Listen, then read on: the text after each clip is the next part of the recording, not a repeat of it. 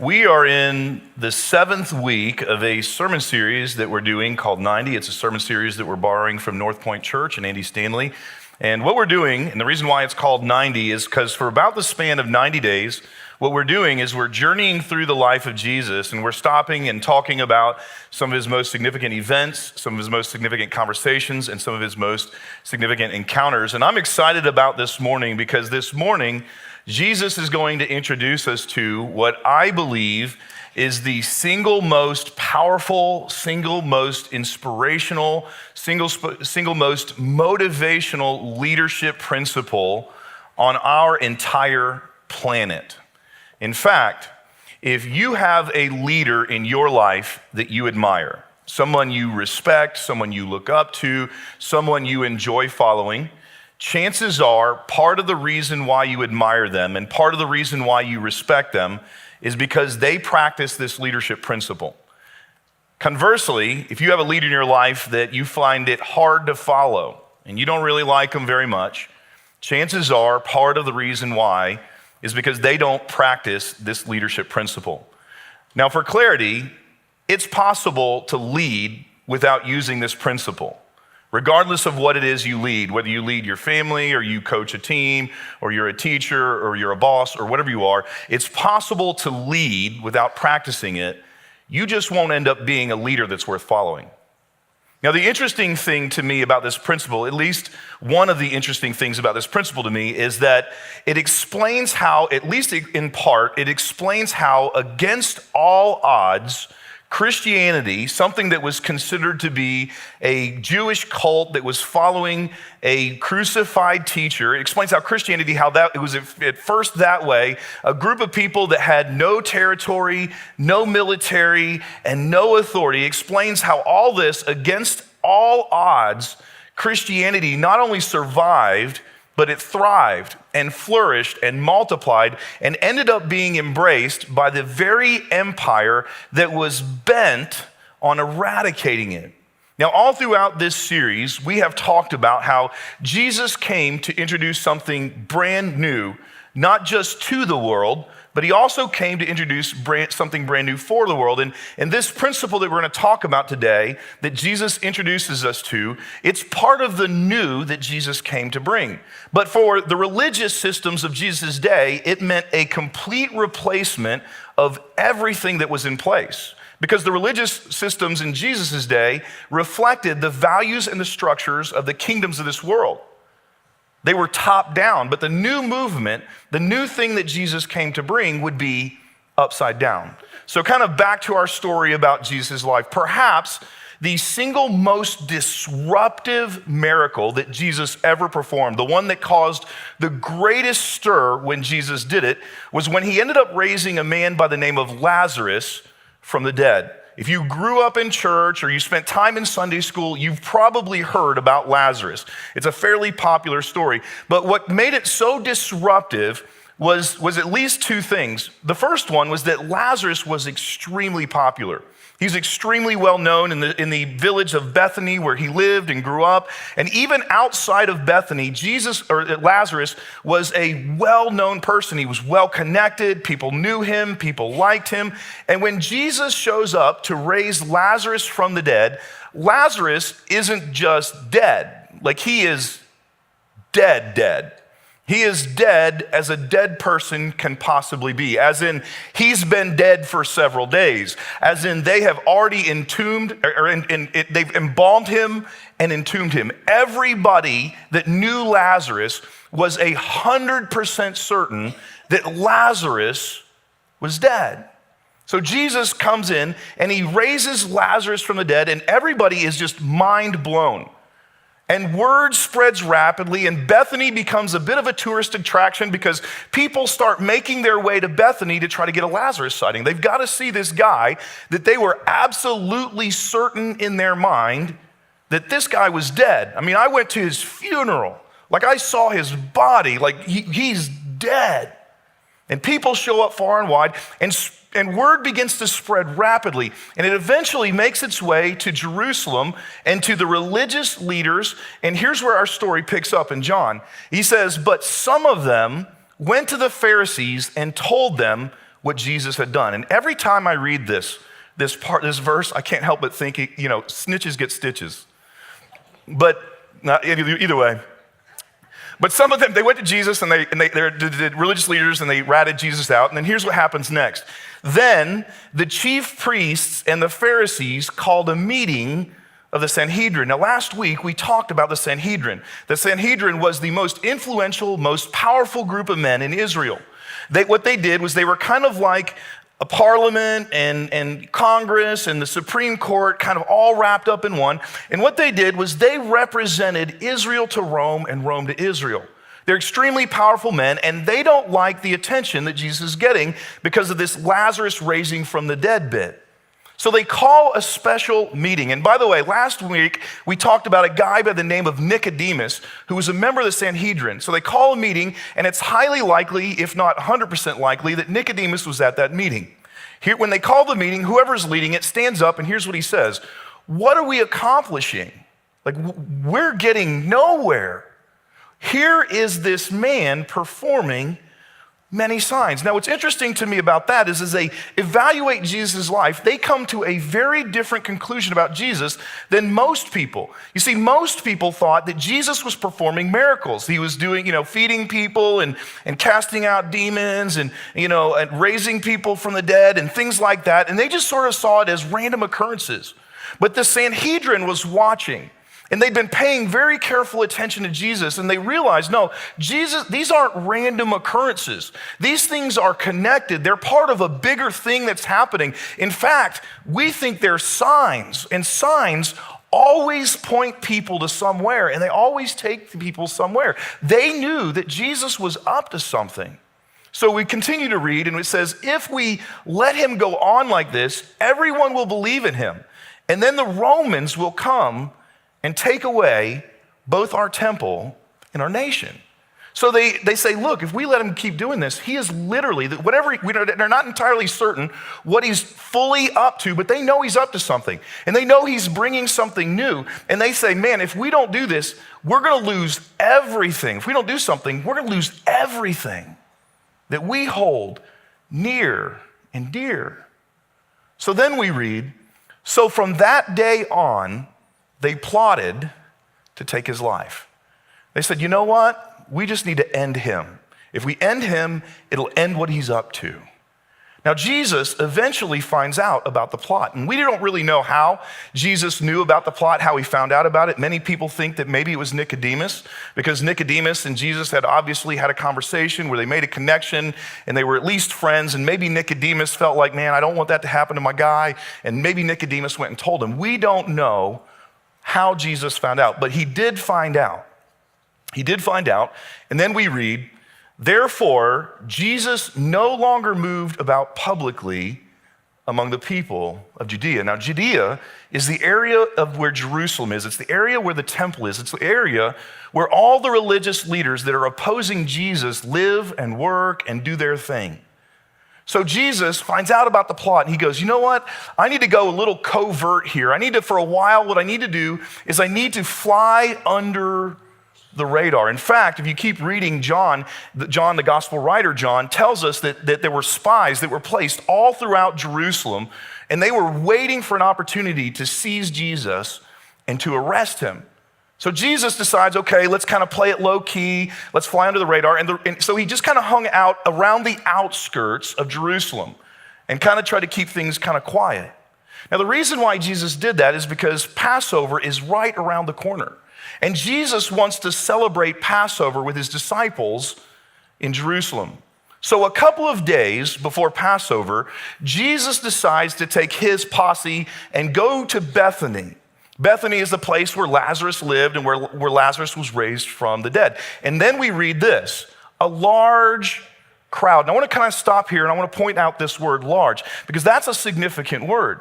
You read through the Gospels and different accounts of Jesus' life. Up to this point, we read about crowds that are following Jesus. But all of a sudden, there are large crowds. Momentum is starting to build. More and more and more and more people are starting to follow Jesus. And this thing is starting to get kind of take on a life of its own. So a large crowd of Jews found out that Jesus was there, and he came not because of him, not only because of him, but also to see Lazarus. Again, Lazarus has become a little bit of a tourist attraction. They just want to, get a sighting of Lazarus, maybe get him to sign a t-shirt or something like that. So, whom he had raised from the dead. And then here's how the religious leaders respond. So the chief priests made plans to kill Lazarus as well. Now, the reason why they want to kill Lazarus is because Lazarus is evidence. Lazarus is proof that Jesus is for real, that Jesus is up to something legitimate. Lazarus is proof that Jesus is legit. And so they're like, we got to get rid of him too. We got to get rid of Jesus. We got to get rid of the proof, the evidence, all of it. We got to get rid of all of it. We continue to read, and it says, for on account of him, talking about Lazarus and him being raised from the dead, many of the Jews were going over to Jesus and believing in him. The next verse says, for the next day, the great crowd. So we've gone from crowds to a large crowd to now great crowds. The great crowd that had come for the festival. The festival here is talking about Passover, heard that Jesus was on his way to Jerusalem. So there are thousands, here's the picture. There are thousands and thousands and thousands of pilgrims making their way into Jerusalem, which, by the way, by ancient standards is a large city. It's an enormous city by ancient standards, and it's already packed by large crowds of people.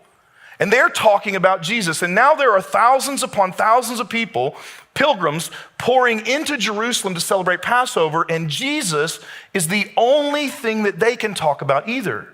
Jesus is at the center of every conversation that's happening. So we continue to read, and here's what it says. So the Pharisees said to one another, see, this is getting us nowhere. Look, we're not getting where we want to go with this thing. We're actually losing ground. Look how the whole world has gone after him. And this sets the stage.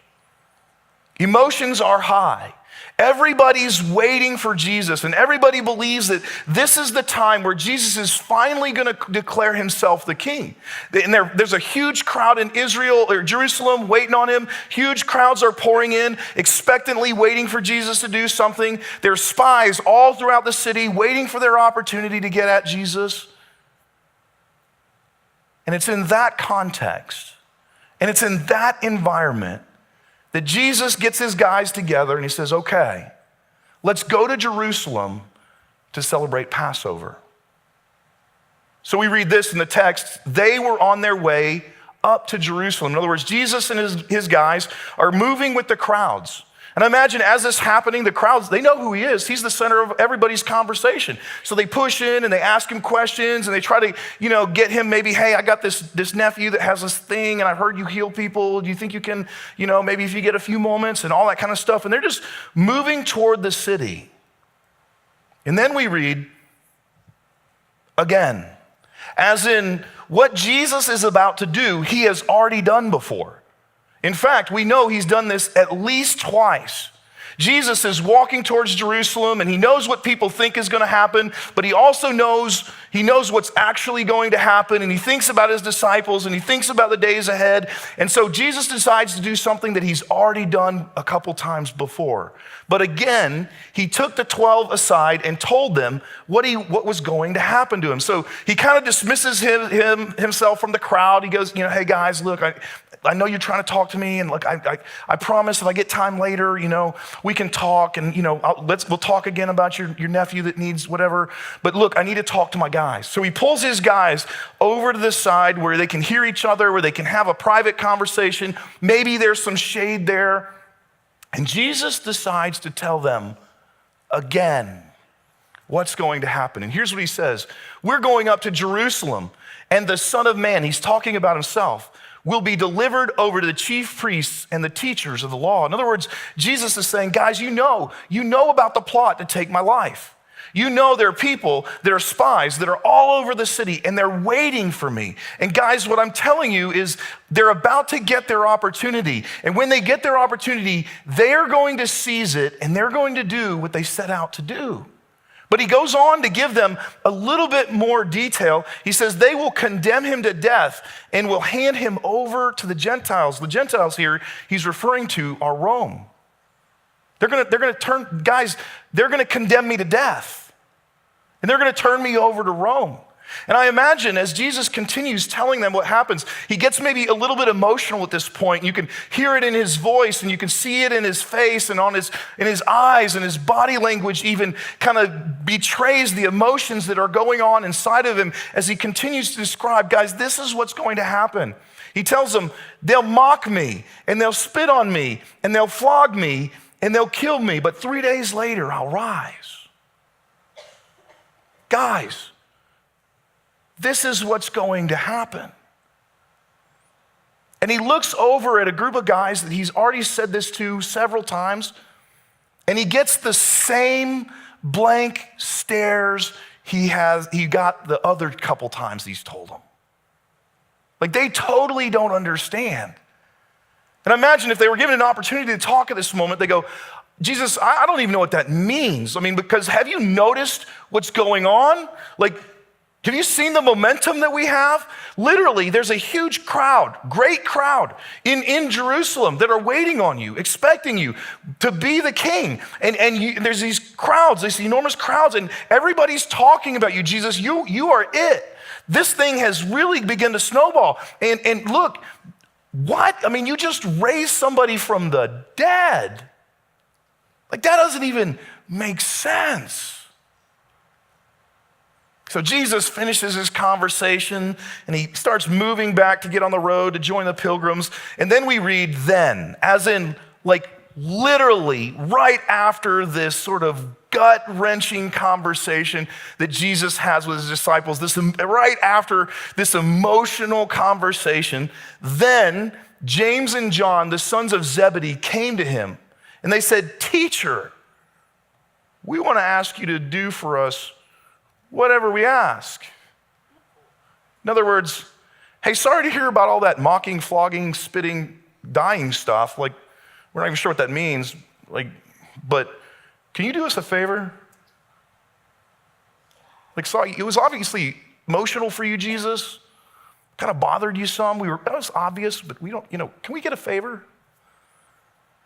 Now, before we get too critical of these guys, isn't this what we do in our prayer life? Right?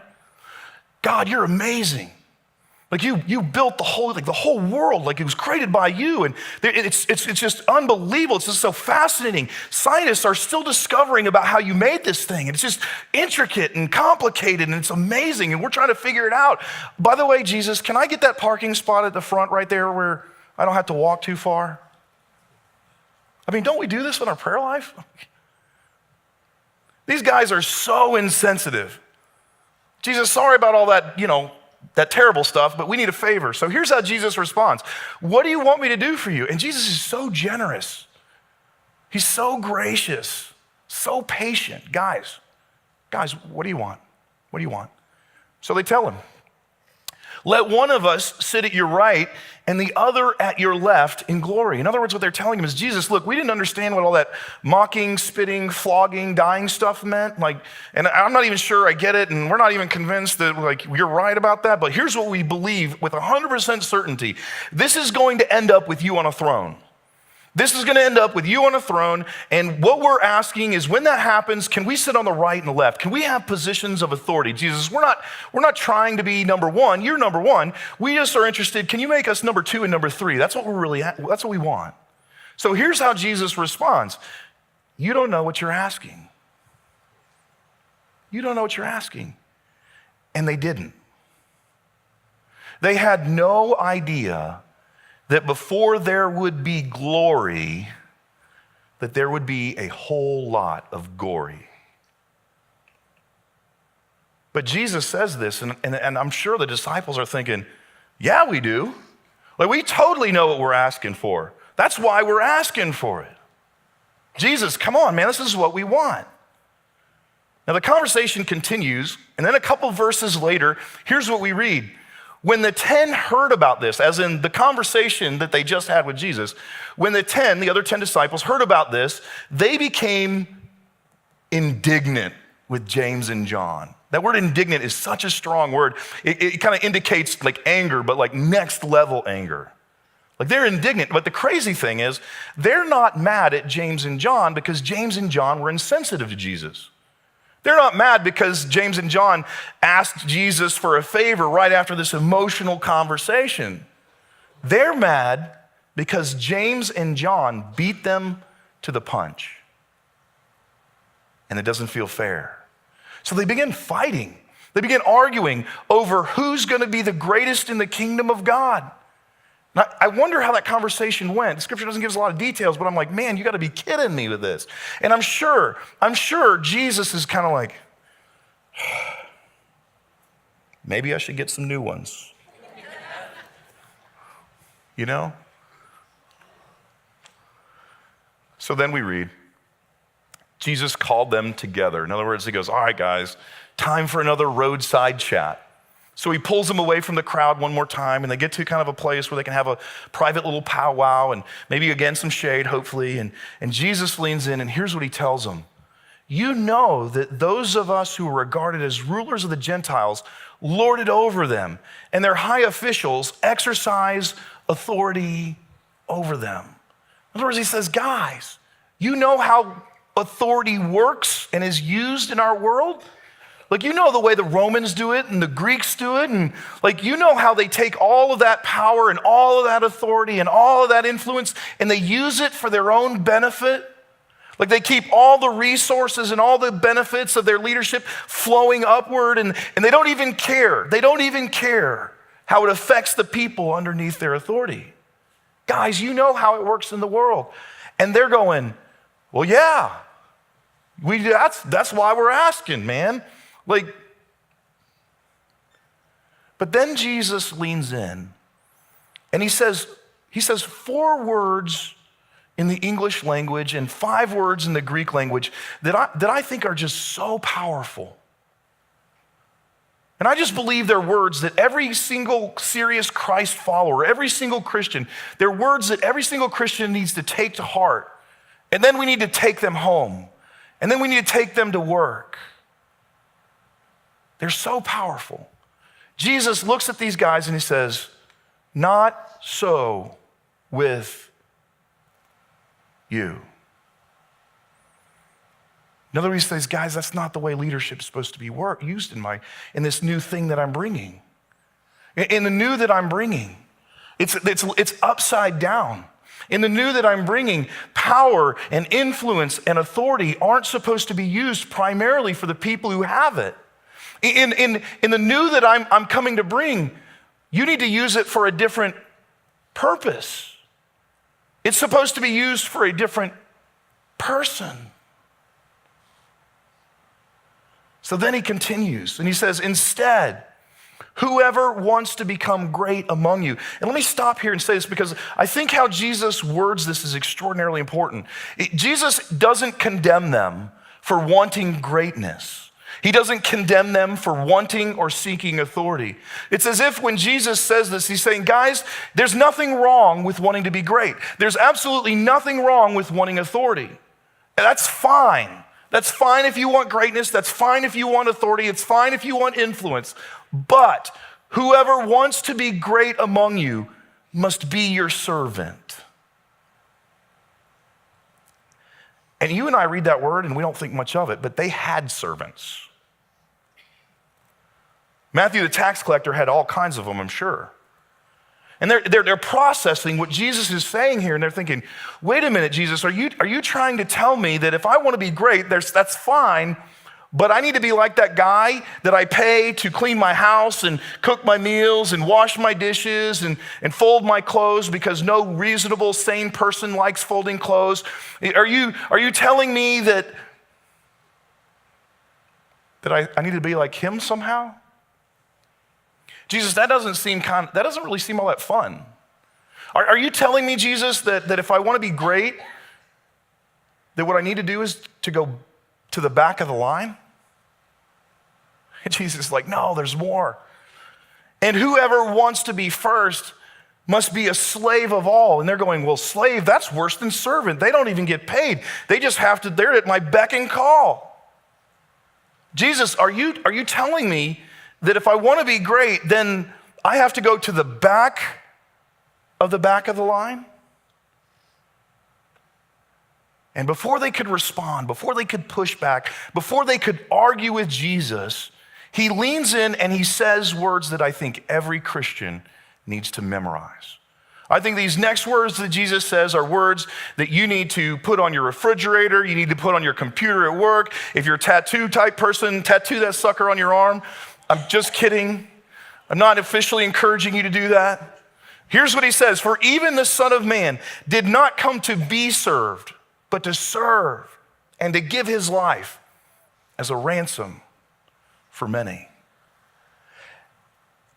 And when Jesus said these words, they had no idea what the next few days held in store for them. They had no idea that Jesus meant these words literally. You see, Jesus was the king who came to reverse the order of things. Jesus would become the king that would lay down his life for his subjects, and then he would turn around and he would ask his subjects to do the same thing for one another.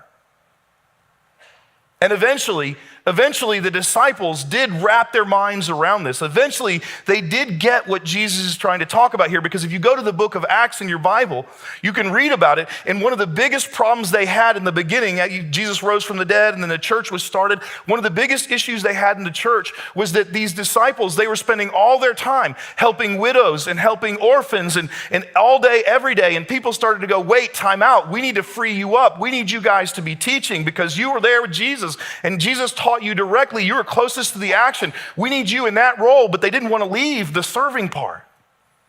They had to convince them and set up systems for it. But they got it eventually. But I don't believe that this little roadside chat did it for them. I don't think it was until later that they actually understood what Jesus was teaching. So Jesus and the disciples make their way into Jerusalem to unbelievable fanfare. And people almost forcefully try to make Jesus their king. And the disciples are thinking, this is it. This is it. This is the moment that we all knew was coming. This is it. But then they find themselves sitting at a Passover dinner with Jesus in a room. And at first, everything is normal, like Jesus is saying things, and some of the things that he says sounds crazy and off the wall, and they don't understand it because most of what Jesus taught, they didn't understand until after the resurrection. So they're used to seeing Jesus saying things that just made no sense. And sometimes Jesus said some things that made sense, and they're like, oh, okay. And then Judas was acting kind of weird, but they couldn't figure it out, and he's kind of a weird character anyway. And so everything's going normal, and right in the middle of it, here's what happens. Jesus took off his outer clothing and wrapped a towel around his waist. Jesus, in the middle of conversation, in the middle of everything that was going as normal, he stood up and immediately got the attention of everybody. And instead of saying anything, he just walks over to where the bowl is, where the lowest slave on the totem pole should have been that night, but he wasn't. The place where that slave would take that bowl of water and a towel and wash everybody's feet. Jesus walks over to it, takes off his robe, puts on the towel, and in their minds they're thinking, no stinking way. Not him. He's the last guy here that should ever be doing that. Jesus walks over without a word to wash their feet.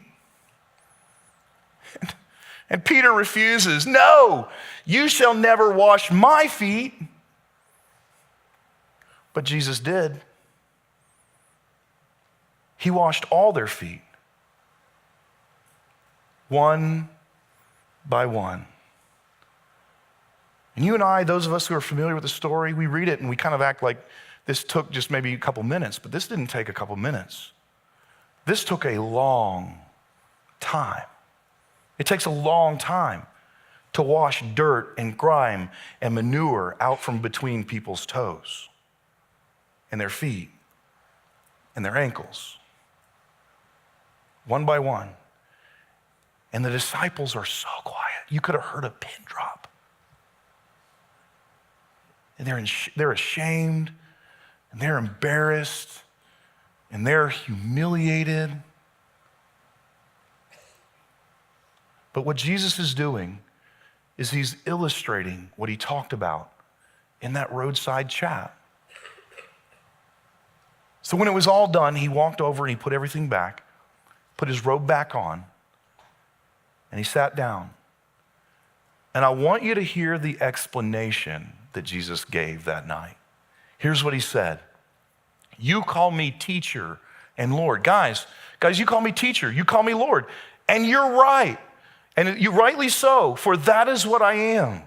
Now that I, your Lord and your teacher, have washed your feet, you also should wash one another's feet. I have set up an example for you that you should do as I have done for you.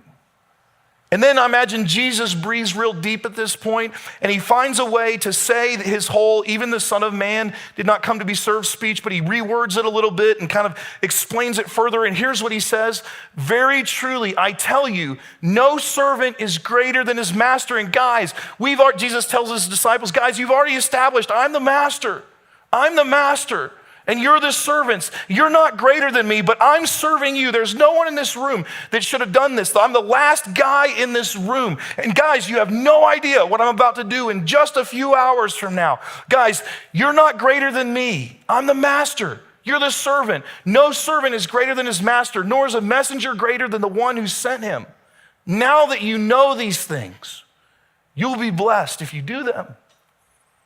In other words, what Jesus was telling his guys is, guys, look, if there's ever a point in your life where you start to overtly or covertly think that life is about you, if there's ever a point in your life where your authority or your influence or any of that stuff, you start to use it for yourself, if there's ever a time in your life where you're tempted to do that, if there's ever a time in your life where you start to treat people like they're cogs in your wheel, guys, if you just in general want to avoid the stuff I've been talking to you about, then go find some feet to wash.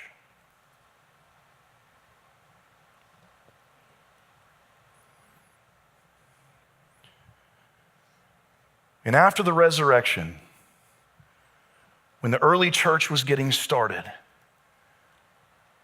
they did just what Jesus taught them to do. Because they learned that the path to greatness is paved, is marked by servanthood. And so they just started serving. And for some people, it was appalling.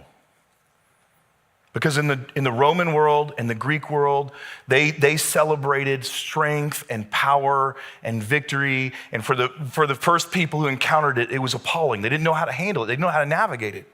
But eventually, it became appealing because the Christians started doing things that nobody else would do. They would walk into disease-ridden areas where these diseases were highly infectious. And they would care for people all the way to their very last breath, and they would do so at their own peril. And then they would take in abused and abandoned children and love them like their own. And Christians became known as people who were generous and people who were kind and people who were compassionate and people who treated people with dignity and equality. And then one day, this thing that Jesus taught them to do went from appalling to appealing to contagious. Because something that against all odds, that was initially thought to be just a Jewish cult following a crucified teacher with no territory and no military and no authority, not only did it survive, but it thrived, and it was embraced by the very empire that set out to eradicate it. This is the most powerful leadership principle on the planet, and it made the new thing that Jesus came to bring literally irresistible. To skeptics, to pagans, to everybody. And friends, I believe it can become contagious and irresistible again.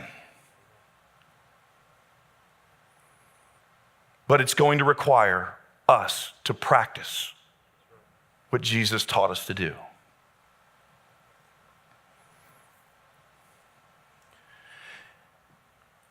And this is what we're called to do, guys.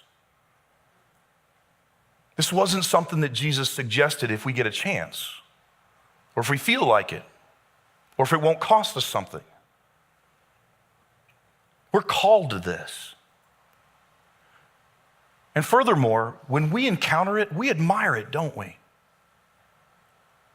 We admire these people who do this. We want to emulate them. We want to be like them.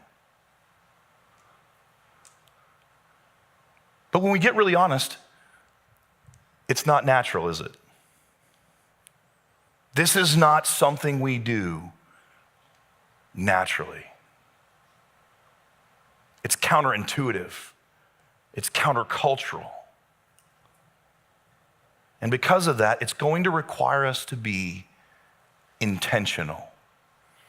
We don't stumble our way into becoming servants. We decide our way into it. That's how it happens. And so I just think there are two questions that every single day all of us should get up and ask ourselves. How can I help? And how can I leverage me for you? How can I help? And how can I leverage me for you?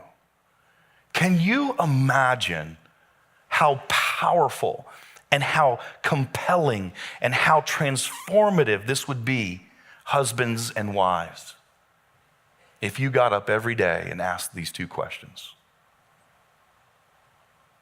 Mom, dad, grandparents, aunts, uncles, can you imagine how powerful this would be? If you got up every day when it came to your family, those little ones that look to you for leadership and guidance, and you just simply asked, how can I help? How can I leverage me for you? Hey, can you imagine how powerful this would be in your workplace? If bosses and employees and coworkers just simply got up and they said, well, how can I help? How can I leverage me for you? Can you imagine how powerful this would be in our church? If all of us showed up on Sunday morning, and instead of focusing on certain things we don't like or preferences or, there's somebody and I don't like them, what if we just said, how can I help? How can I leverage me for you? I'm telling you, this would change our world. And Christianity, the thing that Jesus came to bring, not the version of it that we sometimes settle for, but the thing that Jesus came to bring would become irresistible once again. And we would see God do things that we could never have imagined, ever. So there's a group of people from our church that are organizing something called Serve Sunday. Something that we tried in the fall of last year. And what they started doing is they started asking these two questions: how can I help you and how can I leverage me for you? But they started asking it on behalf of people in our community. How can we help you as a church family? How can we leverage us for you? We have people that are going to be leading projects on Serve Sunday. Serve Sunday is March 10th, a couple Sundays from today. And the whole purpose, the whole point of it is so we can practice what made Christianity so irresistible. So we can leverage what Jesus taught us.